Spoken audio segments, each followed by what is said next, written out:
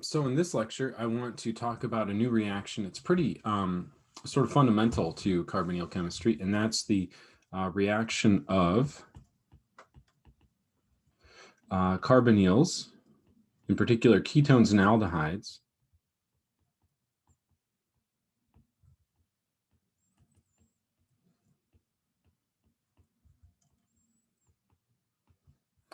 with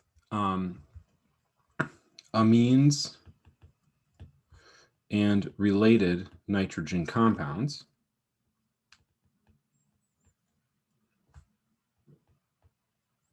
Or nitrogen molecules. Okay, so this is sort of a general reaction that I want us to sort of see and recognize and know the outcome of, much like we looked at keto-enol tautomerization, where I was like, okay, I just want this to be sort of a knee-jerk reaction. That would be great if this reaction were also that way. Okay, so in this reaction, what we do is we take our ketone or aldehyde, I'm going to pick acetone in this case, and we react it with an amine compound like NH2 attached to some R group. Now, this is considered an amine. So amines are nitrogen compounds bonded to, I could get smaller here, bonded to 1 to 3 carbon groups. Now, here's the kicker. Those carbon groups are not carbonyl carbons. Okay, so just like a methyl group, ethyl group, propyl group, cyclohexyl, benzene, sure, but not a carbonyl. Okay, not a carbonyl attached to a nitrogen. That forms what's called an amide, and that's the topic of a lectures down the road. Okay, when these react, what we're going to do is a condensation reaction. A condensation reaction is a reaction that takes place to give product plus a small molecule like water. Okay, so the water is, here's an oxygen atom, and then here are 2 hydrogen atoms. Those constitute the atoms required to make our H2O. Now, what happens to the carbonyl is that instead of being double bonded to an oxygen, it's now double bonded to a nitrogen. Okay, so we swap the oxygen for the nitrogen, and the thing that's interesting about it, well, there's a lot of things that are interesting about it, but something that's very useful about it is that nitrogen, being a group 5 element, can be bonded to 3 things: 2 bonds to carbon, and then a third bond to another different carbon or something else that's not a carbonyl. Okay, I mean, I guess, yeah, let's just stick with mostly non-carbonyl things. Okay, so that's the reaction. Now, what that means is that I want us to be able to do this reaction, just recognizing it as happening without worrying so much about like, okay, wait, let me sit back and think about the mechanism. Okay, most of the time I want you to go mechanism first. Here's when I want you to go just, okay, this is the type of reaction I'm used to seeing. We're going to release water and make a carbon-nitrogen double bond with whatever the nitrogen was attached to that isn't hydrogen comes along for the ride. Okay, so what that looks like is that if we had a reaction with NH2CH3, then you would predict the reaction is going to give this product, where the CH3 comes along for the ride with the nitrogen, and now the nitrogen is double bonded to the 2 carbons that were once attached to the carbonyl. We can use aldehydes instead. And let's really mix it up. Let's go something like this. Okay, we still have our oxygen, and then the 2 hydrogens are attached to the nitrogen. Don't let the aldehyde hydrogen distract you. Okay, so then we're going to have our double bond now to nitrogen, and the nitrogen was attached to a CH2 that went off to a benzene ring. Okay, the reactions I've shown you thus far make what are called imines or aldolmines. Now, imines sound a lot like amines, so sometimes people call them aldimines. Aldolmines isn't super general all the time because it assumes that we're going to make these things from aldehydes. So imines is actually better if you can differentiate imines with an I versus amines with an A. Okay, imines or aldolmines, it turns out these have also been called Schiff bases, and this is a bio kind of biochem word, these things are molecules with C-N double bonds. And usually some R group hanging off, where the R group is a non-carbonyl carbon. Okay. So we could just do a quick exercise. Is it an imine? Okay, if we have this, check, yes. If we have this, check, yes. If we have a nitrogen with two things attached to it, then a positive charge, that's not an imine. That would be called an iminium cation. Don't worry about that. Now, if we have a nitrogen attached to a carbonyl, we would have to say no to that one. Okay, and no to this one. Let's get rid of that black X. Okay. All right, so if we had a carbonyl at some other part of the molecule, whoops, sorry, that's red. If we had some carbonyl at a different part of the molecule that wasn't directly attached to nitrogen, let's make that a CH3 and then a carbonyl down here, that also works, okay? The imine is a carbon-nitrogen double bonded system where the nitrogen is not attached to a carbonyl directly. Okay, so that is an imine. And again, other words could be aldolmine, although aldolmines kind of suggest we make these things only from aldehydes, but we can make these things from ketones as I show here and really here as well. That'd be a tough molecule to make. Anyway, it's a good example. Okay, so the only true aldolmine would have been that one with the hydrogen shown. And these things can also be inside rings too. That's an aldolmine, or an imine, excuse me, and an aldolmine, sure. Okay, anyway, so those are imines. Now, it turns out that we could kind of, well, we could also have other things attached to nitrogen other than a carbon atom, just as long as it's not a carbonyl. I mean, carbonyls can work, they're just really tough to kind of get to work. There are some other really common things that work pretty well. And so if we have a carbonyl and we add to NH3, okay, what's the outcome here? Well, it's actually the same type of reaction. We're still going to form an imine. It's just when we look at what the nitrogen is going to be attached to, recall that the byproduct of the reaction is H2O, just H2. So what we need is we need to consider two of the hydrogens, and then maybe I'll leave that in blue, sure. We need to consider two of the hydrogens as being part of the water and then one hydrogen sticking down. So I go back to my highlighting trick. There are the two hydrogens that get captured to form water along with the oxygen atom, of course, which means that our nitrogen in our product is going to be attached to a hydrogen. Imine, I'm just going to put sure here. It's not the typical type of imine. It's probably got a better name, but it still kind of works. It's the same type of reaction. Okay. Now, some other pretty cool ones are we can use hydrozenes, do the same chemistry to make hydrozones.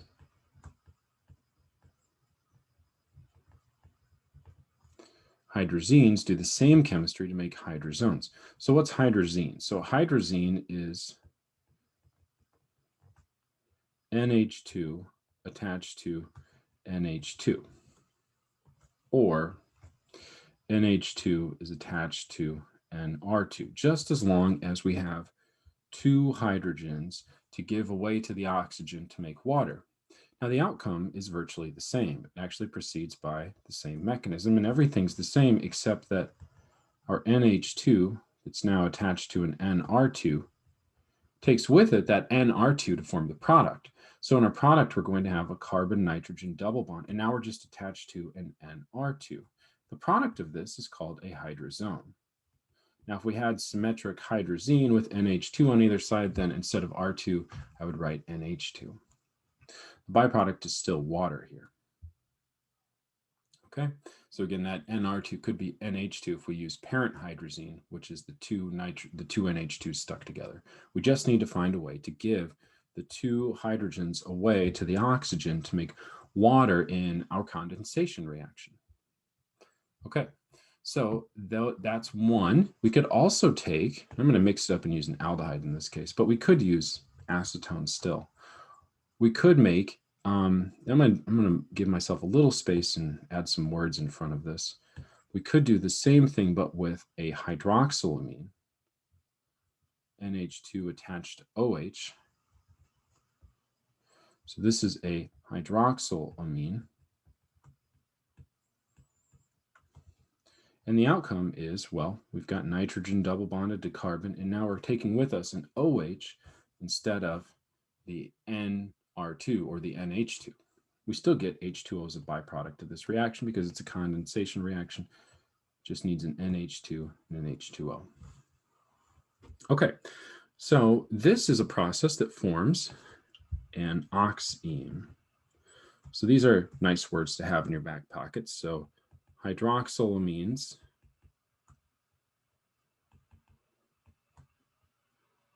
can react to form oximes. Okay? Whereas the same reaction, we just need that NH2 group. We just need to do that condensation reaction where we're releasing H2O. You can think about it, kind of helpful. In condensation processes, water, emerges usually from, converting from gas to liquid, gas that was in moisture that was in the air into liquid that's condensed on some cold surface or something. Here, we're releasing water as the result of a chemical reaction. Okay, so it's called a condensation process. We could actually condense, many other small molecules that are much smaller and usually less organic-y, like don't have too many carbon atoms.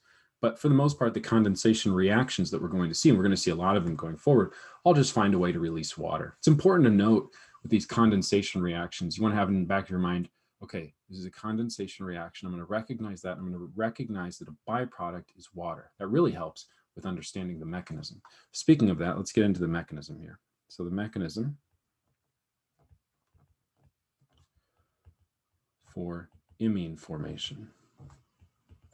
Now, the important thing to recall is that in the mechanism for imine formation, we need to lose water because it's a condensation reaction. Okay, so how do we start this reaction? Well, it turns out that it's really helpful just to go ahead and consider that resonance structure that's so helpful for understanding most carbonyl chemistry. Okay, so I'm going to consider the reaction. Let me first of all define what the reaction is. I'm going to look at NH2R goes to the imine plus H2O. All right, so I'm going to consider a resonance structure right away where I push electrons onto the oxygen atom to make my charge-separated resonance structure. Now that's going to help me see what happens next. I don't have any negative charges present, but I do have lone pairs on the nitrogen atom, and those are nucleophilic and willing to add to a positively charged carbon on our carbonyl system. When that adds, we're going to take everything along for the ride and get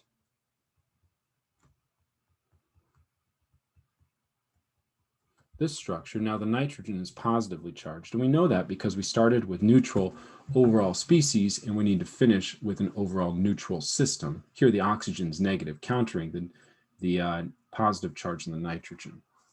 Now what I would really love to do, what I really want to do, and I'm going to draw this in a red arrow because I can't, I would really love for this oxygen to recognize an opportunity to pick off the acidic hydrogen atom that's on that nitrogen. Now, it turns out I can't. Whoops. I can't do that because I proceed through a 4-atom transition state. This is an intramolecular reaction, right? So everything has to happen within itself, and those things are 4 atoms away from each other. You could count them if you want, and the orbitals don't work that way, okay? Now, experimentally, we can't just make it fit. 5-membered transition states, sure. 6-atom transition states, wonderful. Can we think about Diels-Alder reaction, for example? But a 4 atom transition state, I can't do it. So as a result, what I need to have happen is I need to have the oxygen atom come and grab an H plus from somewhere else. Where else? Well, let me tell you, there are plenty of H pluses to go around in this mechanism, including the 2 H pluses from this neighboring molecule. So it could bump into itself. You could find an H plus floating around from the end of another mechanism. There's so many ways to think about it, but you just have to trust me that there's H plus floating around. I didn't add H plus to the reaction necessarily. Like I didn't add acid to the reaction, like a strong acid like H2SO4. I didn't do that. Turns out wouldn't always help the reaction, probably hurt it. I'm just letting the reaction happen, and there's a buildup of H plus and then a swallowing of H plus. So my point is, when we need H plus, we've got it, but we're not adding it at the outset of the reaction. So what that means is ignore the red arrow. We're going to go forward with the black arrow. What that is going to show us is that we're going to have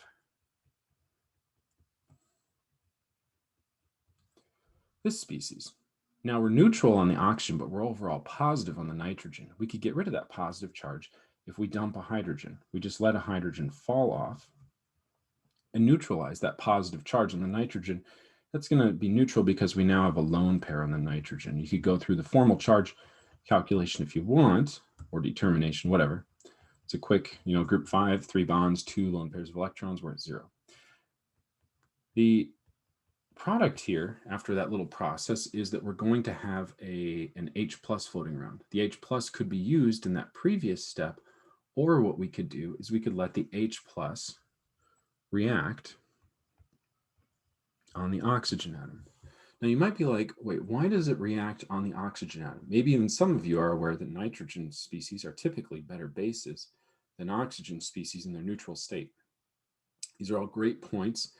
Nitrogen will indeed pick it up, but if it does, it's going to go backwards. And this is an equilibrium process. We usually find some way to drive it by removing water and use Le Chatelier's principle to siphon everything forward. So here's my point. We know we need to lose water. So let's lose water. Let's focus on water or oxygen being the reactive species here. Everything's in equilibrium and has an equilibrium constant that's not ridiculously favored in one direction. So let's go in the forward direction. Now, why do I know I need to lose water. Now, a really good way to do that is to put 2 hydrogens on an oxygen and let it fall off of something. So the oxygen attacking this hydrogen is going to give a species where now we have 2 hydrogens on the oxygen atom, which is great because I need to lose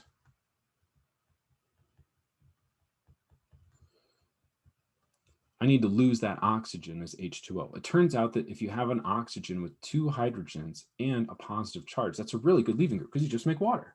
All right, so let's do that. We can do that, and we can think about that in a couple of ways. We can let the oxygen just drift away. What I'm going to do is I'm going to take my 2 methyl groups and just flip them up this way so it looks like a more natural zigzag structure. So there's a few ways we could think about this. We could have the carbon with a positive charge, just like this. Or we could, I'm going to redraw this structure.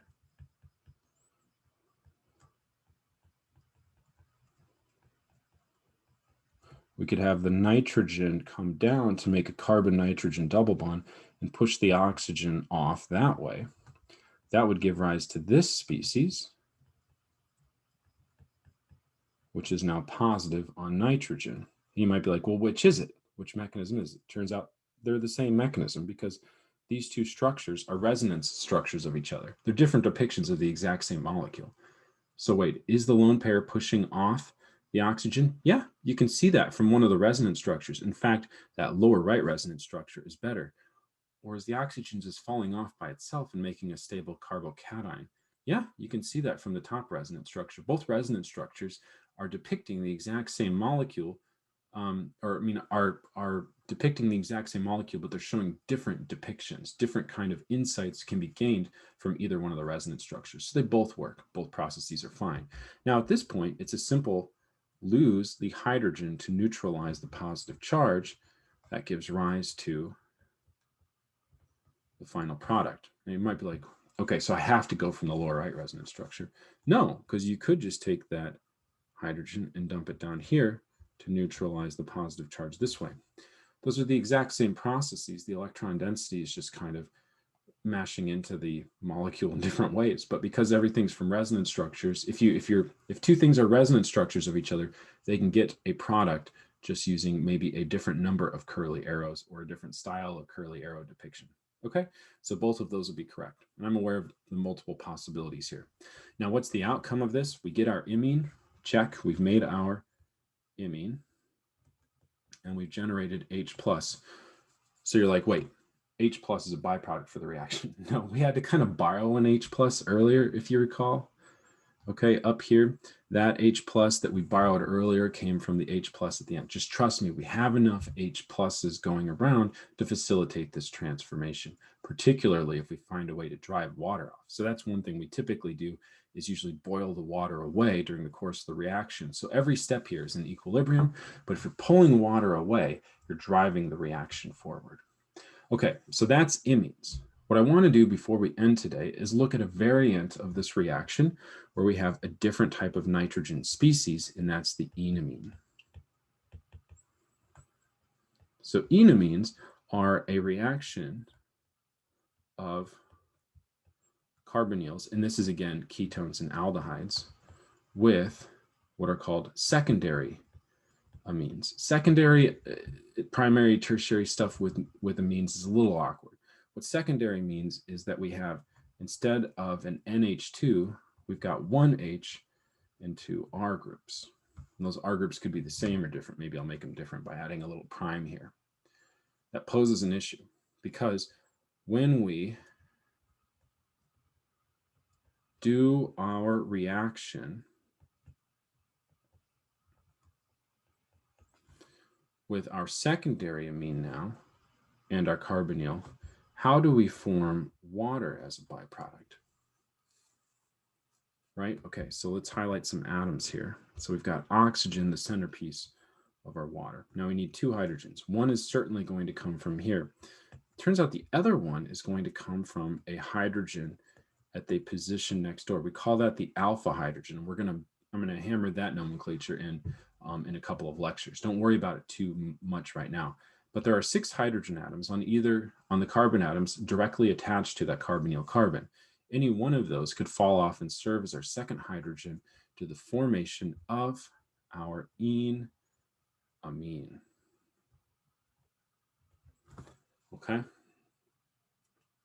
So in this process, what we're doing is we're actually losing a carbon-hydrogen bond as our second hydrogen to make water and making a carbon-carbon double bond.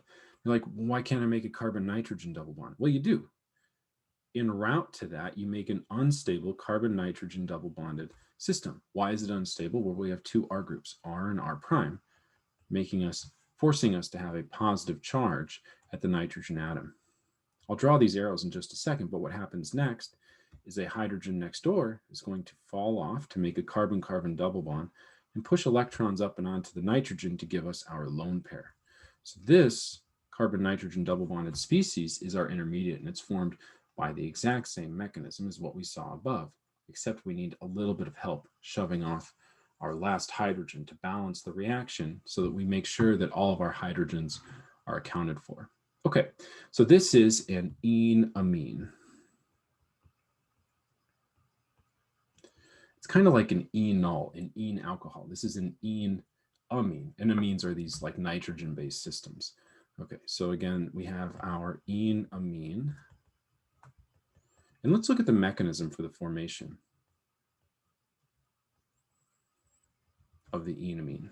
Okay, so alkene amine. It's not a carbon-nitrogen double bonded species. That would be an imine. Okay, so here's the mechanism for the formation of an enamine.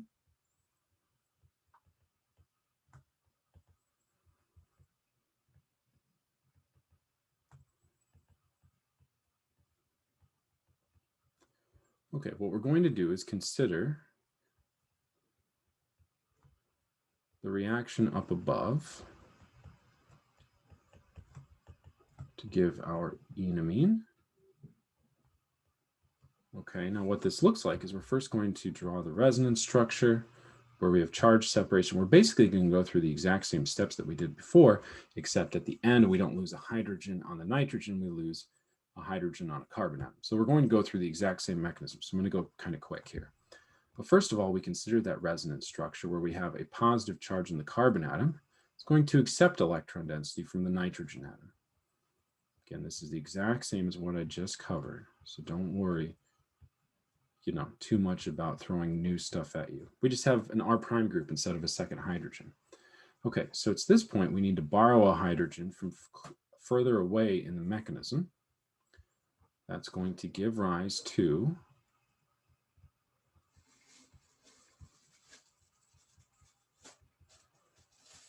a species where the oxygen has been neutralized by that positively charged hydrogen atom that we borrowed from earlier. Now we're going to neutralize the nitrogen atom.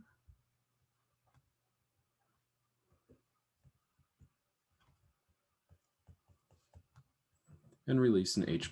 This isn't the H+ that balances everything at the end of the day, because the driving force of this reaction is still the loss of H2O. And it's like, wait, you told me that hydrogen didn't come from the nitrogen. Well, the first hydrogen that we borrowed actually comes from a carbon atom later on in the mechanism, or something thereof. We're going to balance everything out. Okay, so water is lost at this stage. The oxygen, just like before, because that's going to give us our carbon double bonded to nitrogen intermediate. Okay, so there's a few ways you could draw this. My personal favorite is to go to the best resonance structure. I'm going to take the lone pair down and push off H2O, because H2O is an excellent leaving group. I need to kind of refold my two carbon atoms to make sure we're still zigzaggy. Oh, I don't have a lone pair anymore. What am I doing? Instead, I now have a positive charge. I use that lone pair to make that second bond between carbon and hydrogen. I now generated my H2O. But the first hydrogen in my H2O actually came from a carbon atom, and that carbon atom is next door to what is the carbon-nitrogen double bonded system. I'm going to lose that hydrogen to make a carbon-carbon double bond, and then push electrons through to the nitrogen to give it back its lone pair and neutralize the species, and ultimately form our enamine. So there's my lone pair, there's my carbon-carbon double bond. Now again, I needed to do that because the nitrogen had an R and an R prime group, not two hydrogen atoms. So this is required to make sure we have a neutral structure at the end. We just had to pick the hydrogen from somewhere else. Speaking of that hydrogen, let's not forget that, do some accounting here. There's that hydrogen that we borrowed from earlier in the mechanism. Okay, so that'll do it for the formation of enamines. We'll talk a little bit about their chemistry. It turns out that, in case time goes by and we both forget about the enamines, shouldn't happen. These things behave a lot like enolates, but they're generated under more mild conditions. You can just grab a secondary amine. And what's pretty cool is you can use some like chiral secondary amines to do some super interesting enantioselective chemistry that looks like enolate chemistry. So anyway, that'll do it for this lecture. What I want you to take away from this is recognize that when a carbonyl is faced with a nitrogen-based system, we're going to form a carbon-nitrogen double bond, and then, make sure everything comes along for the ride. If there's two groups that have to come along for the ride, we're going to pull off a hydrogen from an adjacent carbon to give rise to an enamine. Okay.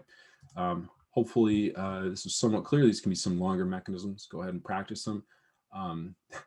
Hopefully they're fun right away as you're practicing them. Anyway, practice them until they get fun. If they're not fun, that means you're comfortable with them. But then keep practicing until they get boring. Again, so if they start boring, practice until they're fun, and then keep practicing until they're boring. Okay. Anyway, hopefully that's helpful. Okay. Anyway, have a good one. We'll see you next time.